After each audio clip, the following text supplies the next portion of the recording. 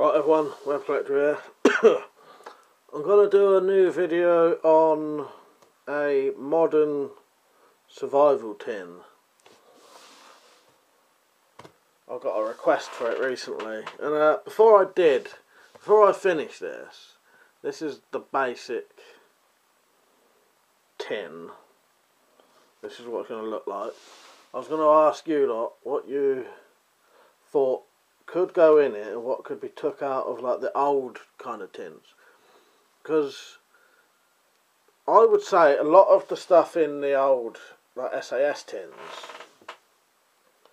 doesn't really need to be used in urban situations, suburban, and it all depends like what's happening to you, because the SAS kit, you know, the original SAS survival tin, is brilliant, but it's really designed for military and sort of wilderness jungle kind of situations, sort of proper life and death, whereas an urban kit wouldn't need half the stuff, and a lot of situations my alarm going off. A lot of situations wouldn't be life or death, but there's a lot of situations you could prepare for, you know. So that's what I was thinking of, a tin that is for life and death, because some of the situations you could, you know, could be life and death in an urban situation, you know, like terrorist attacks or something, or say a train crashed or something like that. That could be life and death. So you could have stuff in here that would help with that. So I'm not going to show you this till I've finished it, because I still want to put some stuff on the outside of this tin. But basically it will be this tin with the contents and a power bank.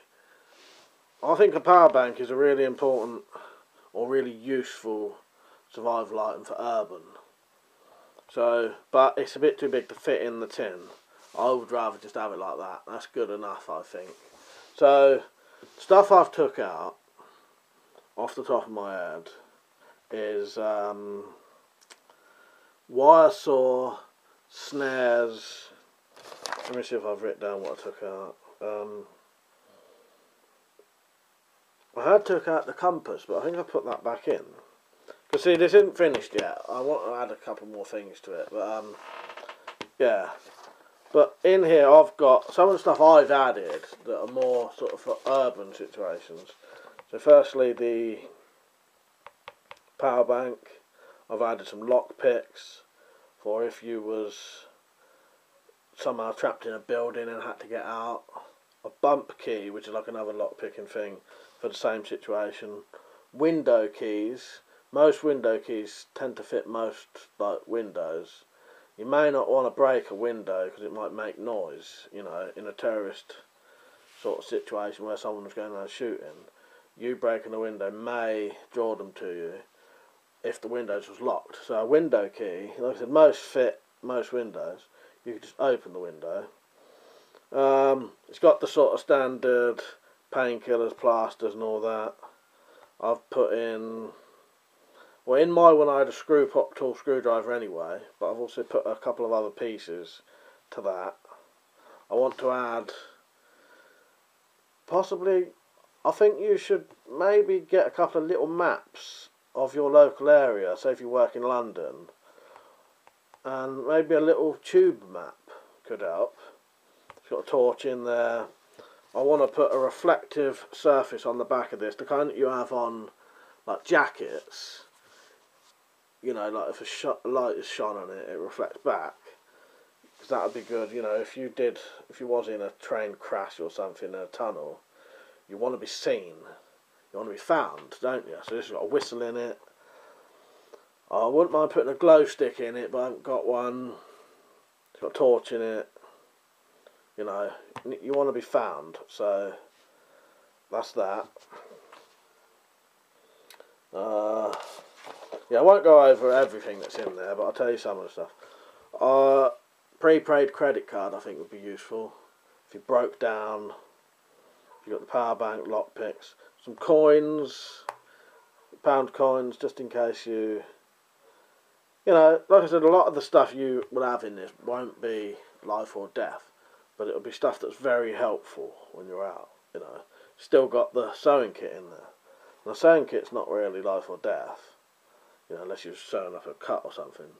But I've found the sewing kit is probably one of the most useful things in here. The thing I use the most in my survival kit is the sewing kit. You know. So I won't go over everything now. Like I said, there's a lot more to it than that. I've thought of a lot of situations, but that's the main thing I wanted was what do you think should go in an urban survival kit, and what situations would you need the items for? More importantly, because once you think of the situations, you think of the stuff you'd need for it. So I thought of car breaking down. Maybe missing your last train home, so you might need money, you know, that's when money comes in handy.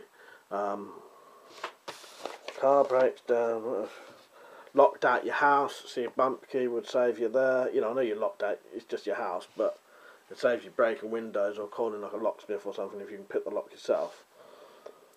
Lost your phone, so you got money for a phone, you know, the person trapped in a building somehow. You know, I don't know, maybe someone's after you, or you could have been in a terrorist situation, you need to get out of a building but the doors are locked, stuff like that. You know, it could be an earthquake or something in a different country, so you'd want to be found. Yeah, so try and tell me some more situations like that you think a survival tin would be useful for, and what stuff you would add to it. Got to fit in this tin. Like I said, there's a lot of stuff I haven't told you about in here anyway. So yeah, urban survival kit. What situations would you need an urban survival tin for? And what would you do away with from the old, like, wilderness tins?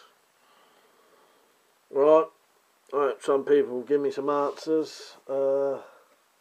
Yeah, and then, you know, if no one does, I'll just have to leave it like this. But, yeah, urban survival kit. It's going to look like that, but a little bit different. So I've got some stuff to add to it yet. Alright, see you later.